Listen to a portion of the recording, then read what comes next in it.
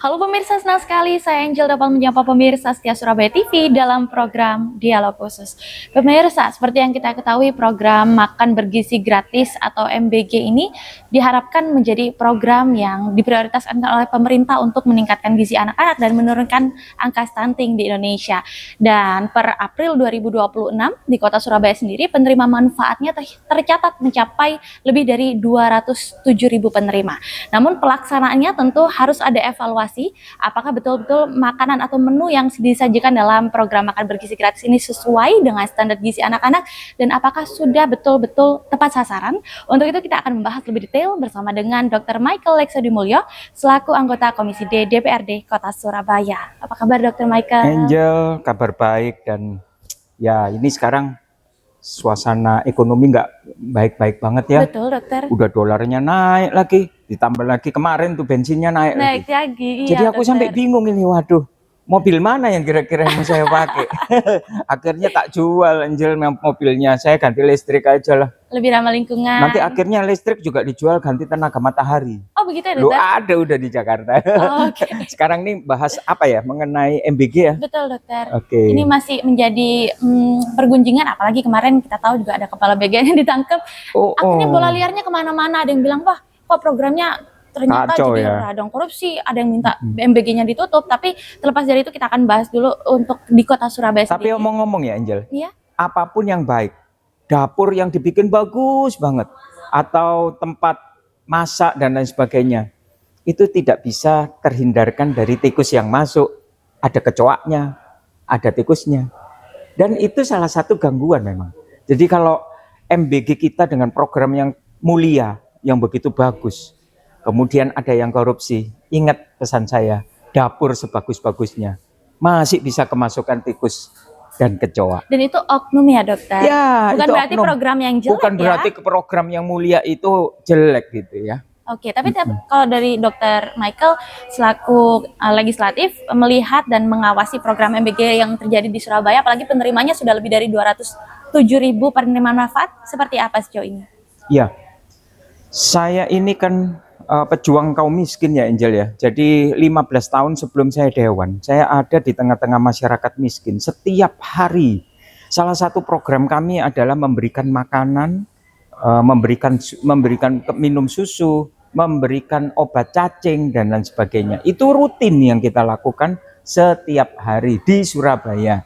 Saya belum menjadi dewan dan setiap hari saya lakukan itu dengan ikhlas dan tidak ada pesan apa-apa.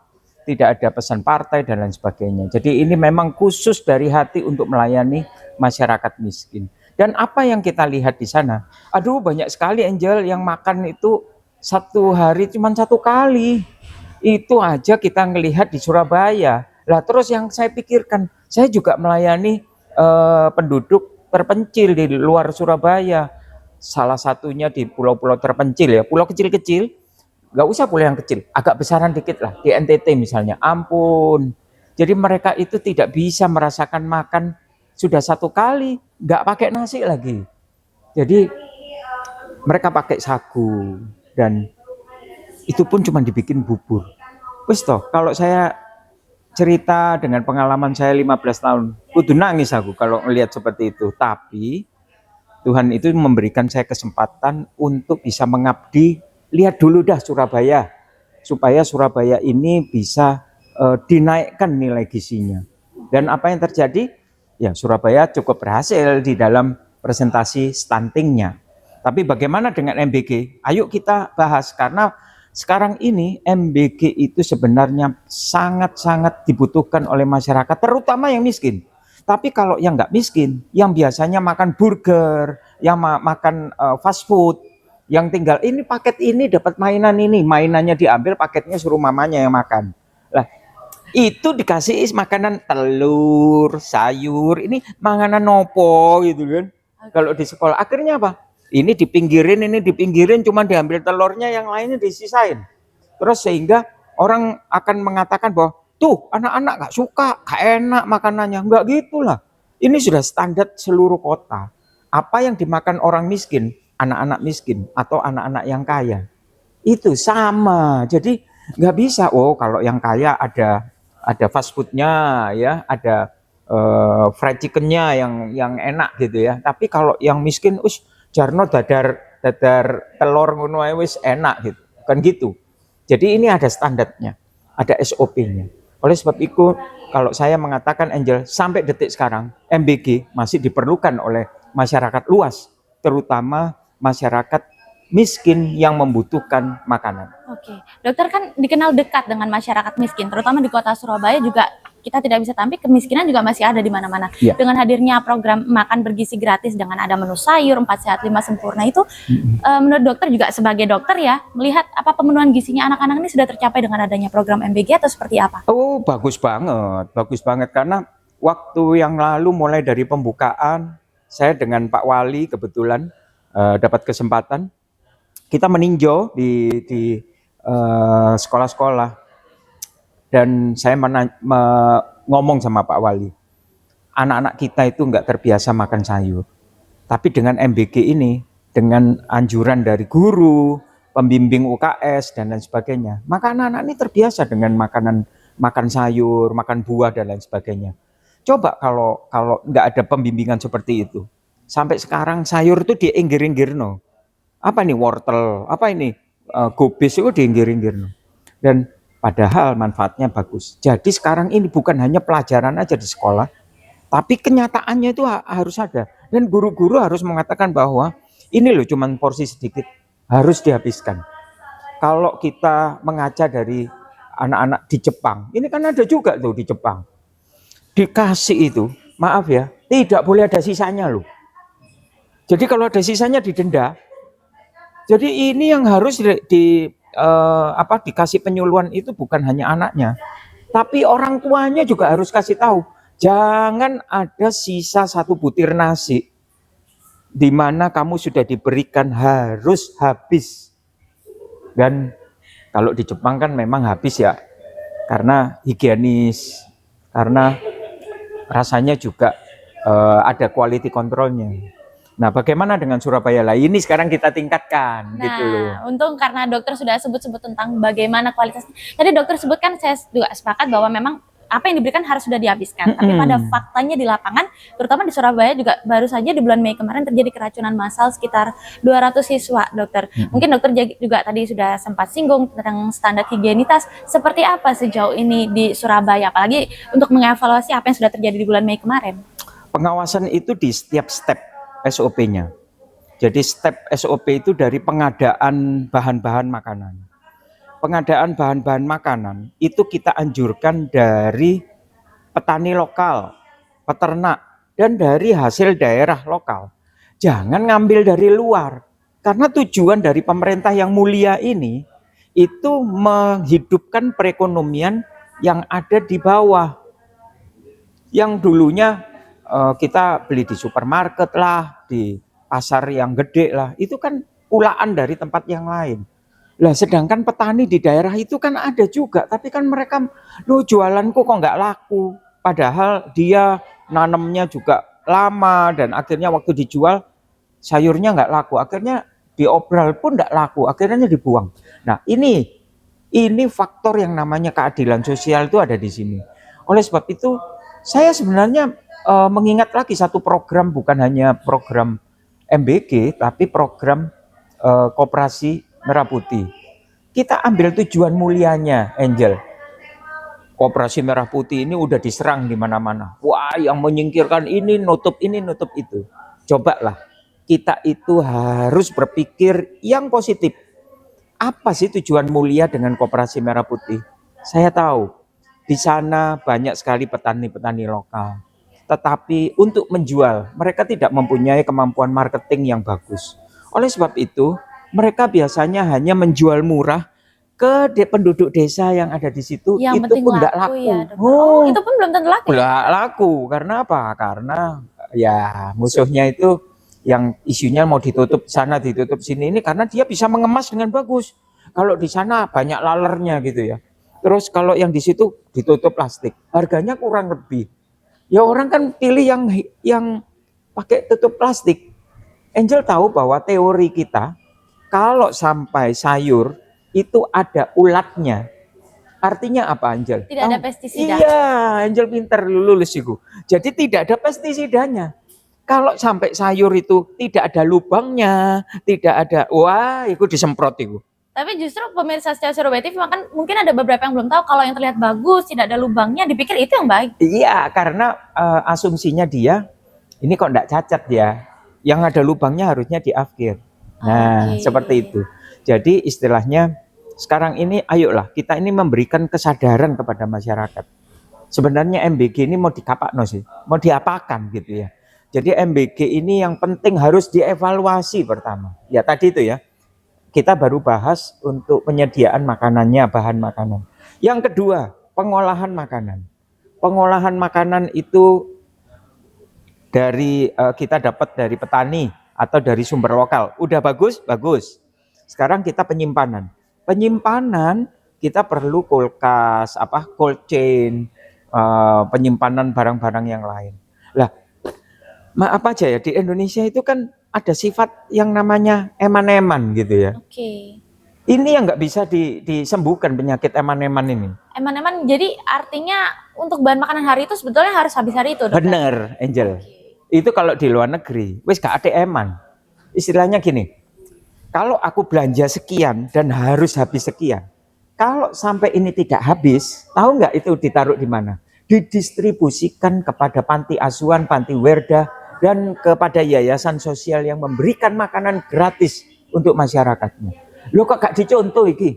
Dijarno, jadi implementasinya untuk MBG saat ini masih ada yang sisa dipakai lagi untuk besok-besok? Begitu ada sisa, pakai ilmu eman-eman tadi, akhirnya wis kan ini masih kuat, taruh aja di kulkas. Masih bagus. Masih gitu bagus. Ya, lah, kalau yang seperti ini, pendapat yang seperti ini, yo wis akhirnya diare iki bocah ini. Jadi ini salah satu penyebab kemarin salah ada satu, keracunan. Salah satu. Jadi, ada Jadi lagi faktor pendamping, Dokter? Faktor pendamping itu setelah penyimpanan yang tidak memadai, itu ada yang namanya kalau kalibrasi itu kalau di alat kesehatan ya.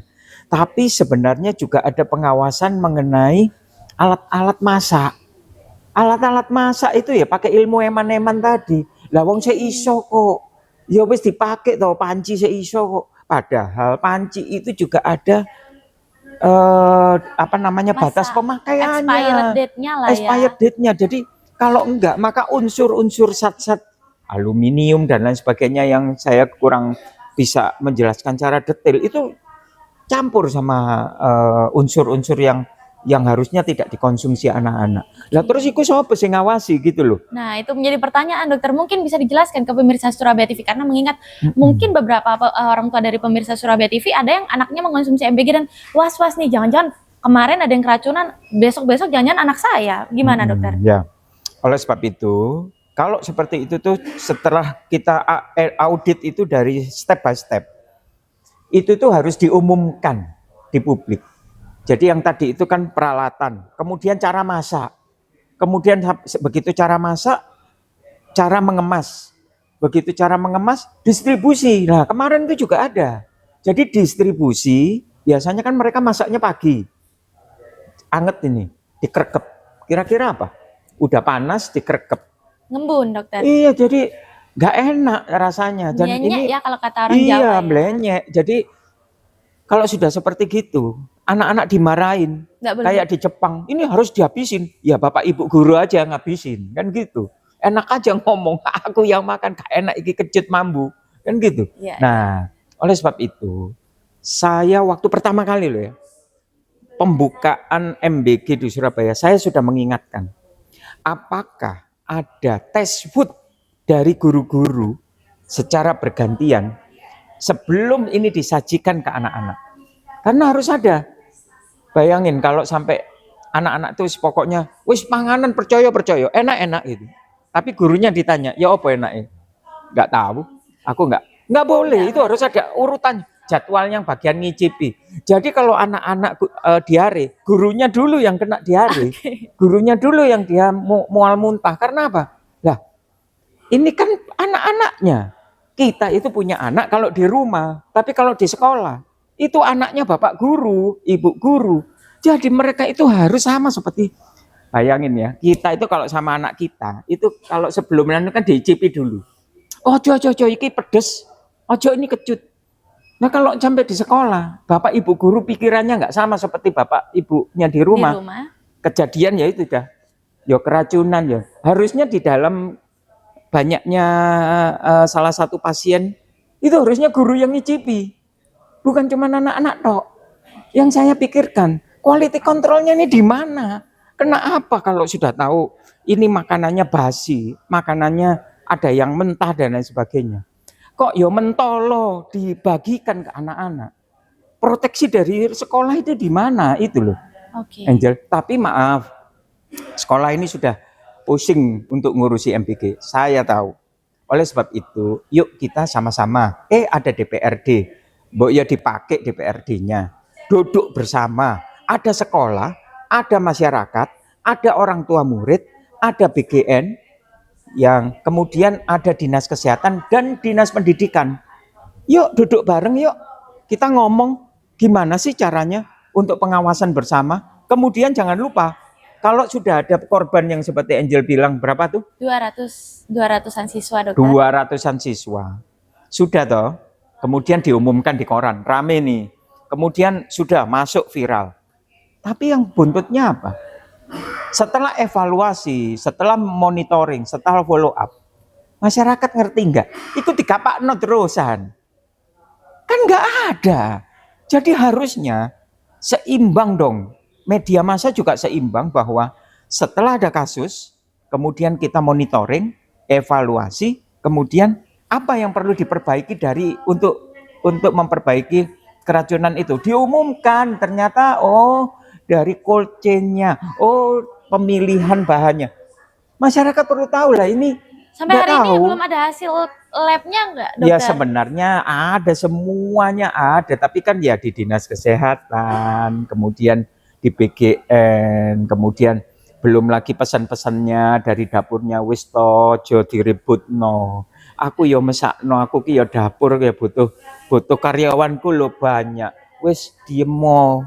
Masyarakat nggak bisa sekarang, zaman sekarang. Masyarakat tapi berhak tahu kan, dokter, Berhak apa yang tahu. masuk ke dalam tubuh anak-anak yang dimakan. Betul. Kan, dokter? Jadi harus ada klarifikasi melalui medsos atau media massa. Oke. Duduk di situ, kayak di sini nih ada BGN, ada dinas kesehatan, ada dinas pendidikan, ada DPRD, ngomong bersama solusinya untuk yang berikut supaya itu tidak terjadi lagi. apa yang dilakukan. Nah, seperti itu. Oke, tapi itu kan tadi tindakan yang setelahnya ya. Tapi kalau untuk preventifnya, SOP-nya sendiri apakah seperti sertifikat layak higienitasnya seperti apa? Apakah sudah diatur semua, dokter? Kalau memang sudah dan semua dapur sudah memiliki SLHS itu, kenapa masih ada yang kecolongan terjadi seperti ini, dokter? Ya, sertifikat layak itu untuk penyajian makanan ini bukan sebagai persyaratan apa. Ini persyaratan utama loh, Angel.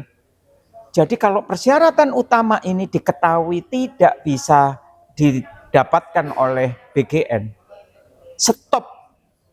Walaupun dia udah bayar. Tapi sejauh ini sampai hari ini, apakah semua dapur MBG yang ada di Surabaya sudah memiliki SLHS atau belum? Kalau menurut informasi, konon katanya sudah. Konon katanya. Tetapi sekali lagi, banyak sekali sama seperti di perusahaan-perusahaan ya. Mereka sudah mendapatkan izin usaha, sudah semua. Kalau nggak ada izin usaha kan kita nggak bisa berusaha kan gitu, ngomongnya gitu. Tapi ternyata banyak juga yang nggak ada izin usahanya. Demikian juga sertifikat ini. Sama toh seperti dokter, begitu dia praktek, dia pertama kali kita ditanya, ada nggak surat izin untuk prakteknya? Kalau nggak, secara sadar dokter itu tidak boleh melakukan praktek. Okay. Sama. Jadi kalau sertifikat layak untuk higien itu harus utama loh itu. Jadi kalau nggak ada itu, nggak boleh beroperasi. Oke.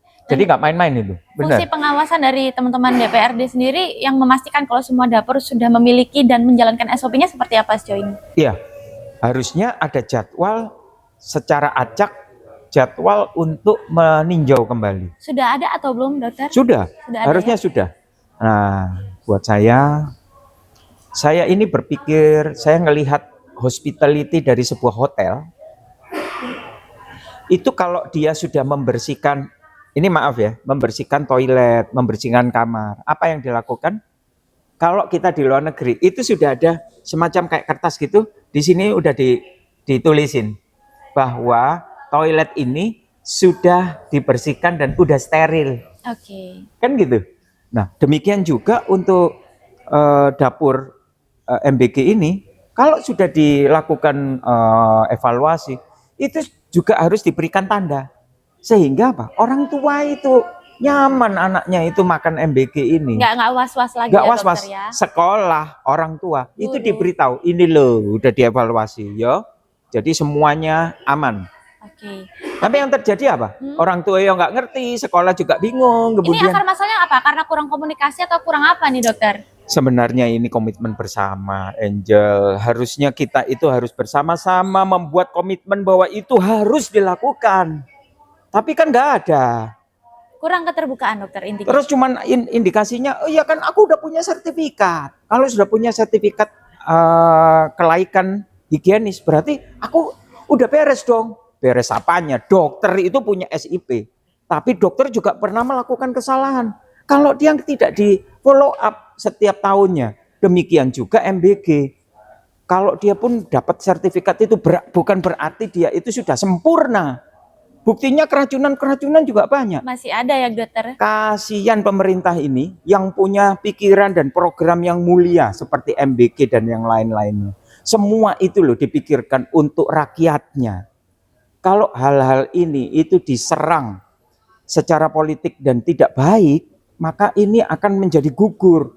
Padahal berapa juta anak-anak yang mengatakan terima kasih pemerintah karena biasanya aku tidak makan. Atau sehari sekali. Satu hari aku cuma sekali. Sekarang Itu bisa pun 2 kalau kali ada. karena ada MBG seperti itu ya Tapi dokter. kali ini sekolahku memberikan aku makan. Terima kasih pemerintah, Banyak ya dokter. banyak. Dan tadi dokter juga sepakat sudah membahas walaupun sudah punya sertifikat, sudah mengetahui SOP, belum tentu memang bisa terhindarkan dari masalah atau bencana keracunan ke depan.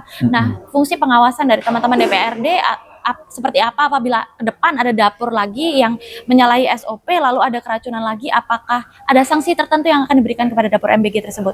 Ya, kita pasti akan menilai namanya quality control itu dengan berpegang pada SOP. Jadi kalaupun ada kesalahan itu kita lihat dari SOP-nya. Apakah SOP ini perlu diperbaharui? Apakah SOP ini kurang lengkap? Nah, ini yang perlu kita lihat. Kejadiannya seperti ini, SOP-nya ini udah benar belum? Kalau dia udah benar, ada kejadian berarti SOP-nya ini ada yang perlu ditambahkan. Tapi kalau memang yang bersangkutan itu tidak sesuai dengan SOP, maaf kalau saya cut dan diumumkan. Masalahnya pelanggaran yang berprestasi, yang melanggar, yang memberikan kinerja yang bagus di MBG ini. Masyarakatnya nggak ngerti gitu loh. Mana dapur yang bagus, mana dapur yang layak untuk mendapatkan jempol 2 jempol. Mana dapur yang harusnya ditutup, tapi nggak ditutup. Karena apa? Informasi ini dari mana? Ini butuh transparansi secara digital. Ini yang paling penting. Ini keterlibatan soal transparansi ini seharusnya dari bagian mana aja, dokter? Oh, yang bagian terkait ya Dinas Pendidikan, Dinas Kesehatan, kemudian dari dari MBG sendiri, dari Dinas Gizi sendiri. Itu kan harusnya mereka itu memberikan kenyamanan dan keamanan buat warga. Jadi kalau sampai dia tidak memberikan report dalam tanda petik, kami yang mengawasi DPRD ini bingung, iki yang tak awasi piye iki? Apa? Karena tidak ada reportnya ya dokter? Nggak ada reportnya, jadi ini harus secara gamblang transparan. Harus, ini misalnya di dapur ini, misalnya ya, kalau dia ada laporan harian yang bisa online, kita klik, oh dia tuh ngambilnya berasnya di mana misalnya, dagingnya di mana.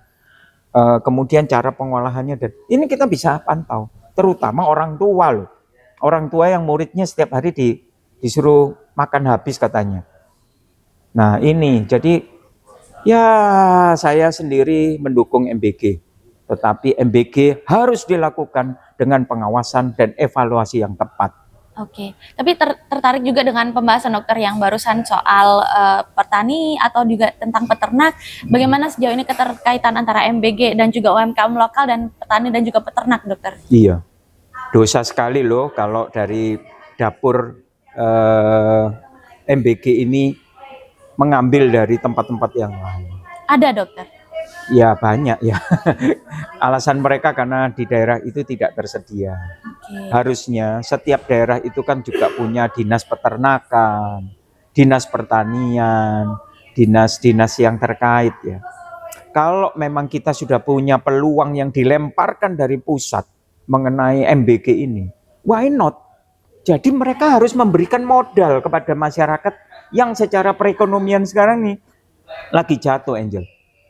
Sekarang ini bingung mau jualan apa, bingung gitu. Karena daya beli juga sedang melemah ya, Daya dokter? beli melemah. Oleh sebab itu, ini kan banyak masyarakat yang membutuhkan pekerjaan. Kasih mereka pemodalan dengan bunga 0% atau bunga ringan atau apa, sehingga pertanian juga bisa ada hasilnya, peternakan juga ada hasilnya, dan itu muter. Jadi ini diputerin, masukkan ke Koperasi Merah Putih. Dari Koperasi Merah Putih ini bisa ke MBG. Dari MBG ini bisa membentuk UMKM sekitarnya, dan itu bisa berjalan dengan baik. Oke. Itu kan bagus sebenarnya, mata rantai untuk perekonomian Jadi masyarakat. sebetulnya program MBG ini bukan hanya semata-mata untuk menurunkan angka stunting atau memberikan gizi, sebetulnya ini adalah program yang saling keterkaitan juga, Iya. karena nanti memberikan dampak ekonomi juga kepada petani dan juga peternak dan UMKM lokal sekitar, seperti itu Benar, maksudnya. iya. Jadi ada kaitannya juga dengan Koperasi Desa Merah Lah Putih. iyalah. Oke, mungkin sedikit di-spill-kan, dokter, mungkin ada beberapa yang nggak tahu apa sih hubungannya Koperasi Merah Putih dan juga MBG. Koperasi itu didirikan untuk supaya rakyat yang tidak punya daya di tempat-tempat daerah terkecil itu mengerti kira-kira aku ini mau menjualnya kemana. Ke koperasi kan. Kata-kata koperasi itu tidak menakutkan warga. Wah mahal pasti enggak. Karena itu berasal dari rakyat setempat, warga setempat, petani setempat lokal. Kemudian kalau mohon maaf kalau kita sudah mendengar kata-kata supermarket, apa market gini kan, waduh pikirannya pasti larang itu. Nah kalau itu koperasi itu biasanya kan lebih bersahabat, lebih lah murah, lebih anu lah. Sekarang ini kita tinggal bagaimana bisa mempromosikan bahwa bahan-bahan di koperasi ini itu diambil dari masyarakat petani langsung. Sehingga kenapa kok murah? Ya aku kan enggak melalui tengkulak. Aku kan belinya dari petani. Oke, lalu dapur SPPG ini sendiri belinya dari petani atau dari Kopdes? Kalau nggak ada koperasinya, siapa yang ngawasin quality controlnya? Oh, oke. Nanti ada kutunya katanya. Loh, kenapa kok makan MBG berasnya ada kutunya? Oh, kan jadi repot. disitulah letak keterkaitannya ya, dokter ya? Iya, jadi sebenarnya program-program ini, jujur dari hati saya salut sebenarnya. Dari hati yang paling mulia dari pemerintah ini. Hanya sekali lagi oknum-oknum itu selalu ya pasti ada dari sesuatu yang baik pasti ada yang jelek. Sebenarnya kalau dilakukan dengan orang-orang yang baik, orang-orang yang amanah, orang-orang yang bisa menjalankan apa yang menjadi hati baik pemerintah ke masyarakat. Apik tenan ini sebenarnya, dan ada rantainya, mata rantainya gitu. Dokter, sebagai dokter yang sering dan langsung turun ke masyarakat miskin, melihat mata dan hati mereka setelah merasakan akhirnya yang sebelumnya tidak bisa makan atau makan hanya sehari sekali dengan adanya program MBG ini, apa sih yang dirasakan sama mereka, dokter? Yang dirasakan sama mereka, satu, yang sangat membantu adalah orang tuanya. Jadi orang tuanya itu sangat terbantu sekali. Anak-anak yang berat badannya dulunya kurang, bisa dilihat kok, tanya sama ibu-ibu posyandu, apa dampaknya MBG dengan kenaikan berat badan anak. Nah itu harus ada analisanya dong. Bagaimana nilai gizi dari anak-anak sebelum ada MBG dan sesudah ada MBG. Kalau itu hasilnya positif, declare kepada masyarakat, mulai dari Surabaya. Ini loh hasilnya, angka stunting, dicari-cari, diurek-urek itu udah enggak ada. Kenapa? Karena diperhatikan mulai dari ibu yang hamil, sampai anak ini lahir dan ibu ini menyusui, itu udah diperhatikan. Kita loh ada KSH, itu sudah dahsyat buat saya. Itu tuh ujung tombak Surabaya dengan adanya KSH, itu bisa meningkatkan, menurunkan stunting dan meningkatkan gizi keluarga. Oke. Ditambah MBG, jos sudah sebenarnya. Oke, angka secara signifikan di Surabaya sendiri apa dokter? Penurunan angka stunting dan juga peningkatan gizi anak-anak, terutama di kota Surabaya seperti apa? Iya. Setelah adanya MBG 1 tahun ini. Iya, MBG selama setahun ini dia akan meningkatkan nilai gizi dari anak-anak. Kita bisa melihat dari nilai, kalau dulu kan kita punya kartu KMS ya, anak-anak sekolah itu. Nah ini kita bisa lihat peningkatan kurva KMS-nya. Kalau memang kurva KMS itu jarang yang menurun, bahkan yang meningkat karena efek dari MBG ini, langsung dimunculkan. Jangan lagi kita tutup-tutupi bahwa program ini benar-benar bermanfaat, terutama untuk anak-anak yang tidak mampu. Ini penting sekali buat saya. Dan sekali lagi semua orang harus tahu bahwa program ini dibuat bukan untuk menghamburkan dana pemerintah, bukan untuk menghamburkan pajak negara, dan bukan memberikan peluang kepada konon dalam tanda petik banyak yang di YouTube mengatakan, wah iki ngasih makan tikus-tikus yang ada di dalamnya itu. Enggak ada pernah punya tujuan seperti itu. Tetapi yang benar adalah banyak sekali mayoritas anak-anak miskin yang tidak mampu. Dan itu betul-betul tertolong. menerima manfaatnya Betul. ya dokter. Iya. Oke, sejauh ini ada 207.000 lebih penerima manfaat. Apakah ke depan akan ada rencana perluasan penerima manfaat lagi atau seperti apa dokter? Saya rasa ini program andalan ya.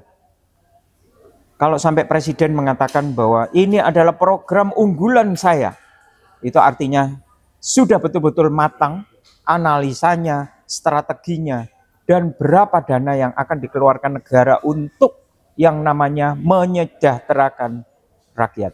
Karena apa? Selama ini kita mengenal yang namanya keadilan sosial bagi seluruh rakyat Indonesia. Semua orang hafal. Tapi keadilan yang bagaimana? Dengan adanya MBG ini, dari orang kota, orang desa, sampai pulau terpencil, mendapatkan perlakuan yang sama, yaitu memperoleh MBG di sekolah. Itu yang namanya keadilan.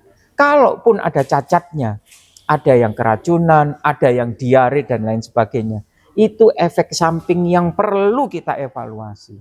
Tidak mungkin anak-anak kecil itu sekolah nilainya 100 semua. Kadang ada yang 60, kadang ada 70, kadang ada yang 100 dan dia dapat hadiah. Begitu juga MBG. MBG itu nggak mungkin kalau 100 nilainya 100 semua. Dan ini yang perlu kita evaluasi. Oh, kalau yang nilainya kurang, ini perlu kita perhatikan. Jangan ditumpas, tapi diperhatikan. Apakah dia bisa dibina enggak? Dibimbing enggak? Kalau udah dibina, dibimbing, dablek. Karena apa? Di otaknya itu keuntungan. Sehingga apa? Quality dari makanan, quality dari penyajian, dia abaikan. Karena apa? Dikiranya isinya kalkulator semua. Kalkulator dihitung, waduh ini kalau bisa dinaikkan lagi. Duitnya dinaikkan. Akhirnya hasilnya buruk. Hasilnya korban-korban bukan siapa-siapa, tapi anak-anak negara kita. Mungkin sebagai penutup, dokter, apa yang mau dokter sampaikan sebagai pesan atau juga evaluasi kepada pihak atau bagian-bagian yang berwenang dan juga kepada masyarakat terkait pelaksanaan MBG di Kota Surabaya ini? Ya, pesan saya pertama kali, kita akan mengadakan pengawasan secara rutin. Pengawasan harus dilakukan bersama-sama. Dari DPRD, dari Pemkot, terutama khusus untuk Dinas Pendidikan, Dinas Kesehatan, dari semua yang terkait dengan MBG, dapur MBG dan lain sebagainya. Kemudian ada lagi, libatkan masyarakat dan orang tua murid. Karena selama ini diuplek-uplek semua di dinas yang terkait, tapi kita juga harus mendengarkan sebenarnya maunya masyarakat itu seperti apa. Undang perwakilan dari masyarakat, undang perwakilan dari orang tua, kita duduk bersama dan kita buat satu kesepakatan. Kalau sudah ada kesepakatan dan itu dilanggar oleh pelaku MBG, dapur MBG, maka yang terjadi apa? harus ada punishment yang jelas dan diumumkan. Karena apa? Orang ini melanggar kesepakatan yang dilakukan bersama-sama dengan pemerintah, masyarakat, wakil orang tua, dan DPRD. Ini marwah kita. Jadi kalau sampai di dapur itu melakukan suatu kesalahan dari SOP yang sudah kita sepakati, jangan sampai nggak ada sesuatu gitu loh. Artinya punishment-nya itu juga harus diumumkan. No, ini ditutup atau diskor sampai sekian lama dan lain sebagainya. Itu harus jelas. Kalau enggak, wis toh. Kita ini banyak dableknya daripada enggaknya. Jadi wis iku ae gak apa-apa lah, bisa diatur lah, sedikit-sedikit diatur. Enggak ada kata diatur. Ini kita harus melindungi. Anak-anak kita itu harus secure atas apa yang ada yang masuk di dalam mulutnya. Kalau orang tua di rumah itu begitu sangat mengawasi sedikit apapun yang masuk di dalam mulut anaknya. Di sekolah, guru-guru itu juga harus bertanggung jawab. Hatinya harus sama seperti orang tua yang menitipkan anaknya di sekolah. Kalau sampai terjadi keracunan dan lain sebagainya, yang saya pertanyakan semua pihak, bagaimana dengan sekolah? Bagaimana dengan quality controlnya? Bagaimana dengan guru-guru yang mengawasi? Kok bisa sampai makanan yang seperti ini itu masuk ke mulutnya anak-anak dan sampai berapa? 200 sekian anak-anak menjadi korban. Kemudian semua nunjuknya kemana? Dapur MBG. Nggak bisa. Nggak bisa. Oleh sebab itu kita harus ada kesepakatan. Kesepakatan itu artinya apa yang dilanggar dari kesepakatan itu adalah pelanggaran berat. Ini menyangkut secure-nya keamanan untuk anak-anak Surabaya. Oke, mungkin yang paling terakhir dokter, apabila para guru, orang tua atau anak-anak ingin melaporkan ada kejadian makanan yang tidak sesuai, mau melaporkan kepada Dokter Michael atau kepada anggota DPRD Kota Surabaya kemana dokter? Iya, ini yang aku senang. Itu namanya case terakhir. Untung aku diingetin. Harusnya dari dapur MBG setempat itu mencantumkan kanal atau nomor pengaduan. Ada tak? Sejauh ini belum ada. Gak ada lah. Oke. Gak ada. Jadi harusnya di sekolah-sekolah itu ada. Kalau merasakan hal yang tidak nyaman dari MBG, tolong menghubungi nomor ini. Bila ada satu keluhan yang terjadi pada anaknya bilang, aduh bu, makanannya bau. Aduh bu, makanannya kecut. Aduh bu, makanannya gak enak. Aku lo dipaksa sama guruku suruh ngabisin. Lah gurunya sendiri lo nggak makan. Jadi nggak ngerti. Hubungi nomor saya di 0815 10 678 9 10. Begitu ada pengaduan, saya akan bawa ini ke rapat komisi dan kita akan panggil dapur atau penyedia MBG yang kurang baik. Tentunya kita juga akan panggil dinas kesehatan, dinas pendidikan, kemudian penyelenggara MBG yang ada di Surabaya. Supaya apa? Mereka bisa duduk bersama dan mendengarkan keluhan warga ini. Oke, baik. Luar biasa sekali dokter, karena melalui percakapan hari ini sebetulnya masih banyak yang ingin diobrolkan karena keterbatasan waktu dokter. Tapi tentu saja dengan percakapan hari ini kita sudah mendapatkan banyak sekali insight, masukan dan juga evaluasi. Bahkan ada juga solusinya apabila Anda, pemirsa setia Surabaya TV, merasakan ada ketidaksesuaian dalam pelaksanaan dapur MBG atau makanan yang diterima oleh anak-anak Anda, bisa melakukan pengaduan ke nomor Dr. Michael selaku anggota Komisi DPRD Kota Surabaya ke nomor yang dicantumkan di bawah ini. Dan tentu pemirsa, kita harapkan program makan bergizi gratis ini bisa berjalan dengan baik, tepat sasaran dan juga memberikan manfaat nyata untuk anak-anak kita di masa depan. Akhir kata, terima kasih banyak Dr. Michael. Terima kasih Angel atas waktu dan kesempatannya. Ketemu lagi di episode selanjutnya. Oke, akhir kata saya Angel beserta seluruh kerabat kerja yang bertugas pamit undur diri. Salam Surabaya TV.